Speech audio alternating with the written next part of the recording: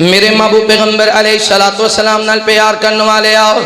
امام کائنات صلی اللہ علیہ وآلہ وسلم دے نال محبت کرنے والے آ، دیوانیاں پروانیاں توجہ کرنا۔ میرے محبوب پیغمبر فرما دینے اللہ دی زمین تے ملائکہ اعلان کر دینے بیمارا لوٹا،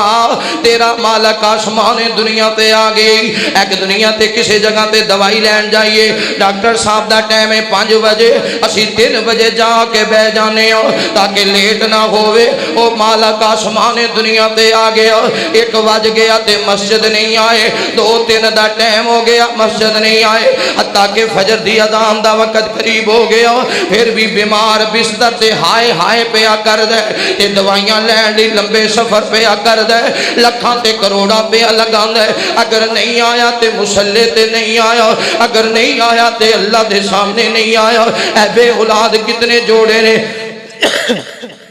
بے اولاد کتنے جوڑے نے، لوکاں نو دکھ سنا دے نے، اولاد کوئی نہیں۔ یقیناً اولاد نہ ہوئے تے بڑا صدمہ ہوندا ہے، اولاد نہ ہوئے تے دنیا ویران ہوندی ہے، اولاد نہ ہوئے تے حسب نسب نہیں چلدا۔ تے اولاد کوئی نہیں، کتے اسلام آباد دوائی لینا ہے، کتے سنگیوال چلا گیا، کتے فیصل آباد امریکن ہاسپٹل چلا گیا، کتے بڑے بیرونے ملک بھی جو دوائیاں لینا ہے، لیکن جڑے تیرے محلے دے اندر